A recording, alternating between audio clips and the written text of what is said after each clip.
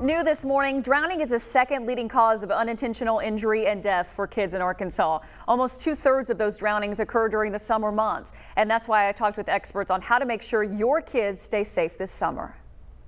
It's time for fun in the sun, and a popular place to spend it, pools. But fun can quickly turn dangerous as pools are a main concern when it comes to drowning. For 1 to 4-year-olds, pools is where most of those children are drowning. And 98% of those kids can't swim, because it's shocking how many kids drown that don't know how to swim. 50% of kids over the age of 15 don't know how to swim. Hope Mullins is the Associate Director of Injury Prevention at Arkansas Children's. She said many people are shocked to hear there's even a risk for kiddie pools. Children can drown in just 2 inches of water. You have to think their heads are really big in proportion to their body. So if they fall over, they may not be able to get back up. So yes, kiddie pools, bathtubs, toilets, buckets of water. But what can be done to prevent drowning? Mullins says supervision is number one. For kids 1 to 4, we want it to be touch supervision. An adult needs to be in the water where they can touch them at all times. And then for older kids, we would like to have a water watcher. And that is a person whose job is to watch what's going on in the pool.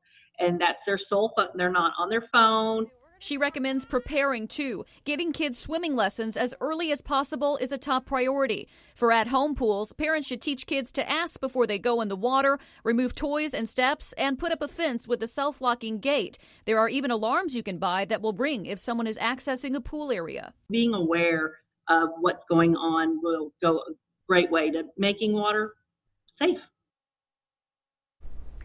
Mullins also said that knowing what drowning looks like is important. It's not like what you see in the movies, Rob. It's actually silent, and the child will be pushing down on the water. We have more safety tips on THB11.com, and I know, Rob, you've got 2 young kids, and so you've had to think of some ways to make sure that they can be safe and still have fun in the sun this summer. Yeah, I grew up with a pool, but my kids did not, so we have a community pool now. Of course, they got lifeguards there, and we try to teach them how to swim, but sometimes they don't want to learn, and so you got to make sure they're in the shallow end, make sure that you're always around, keeping an eye on them, and but yeah, it's a scary thing for parents. It really is. Yeah, just be mindful and be watching. That's important.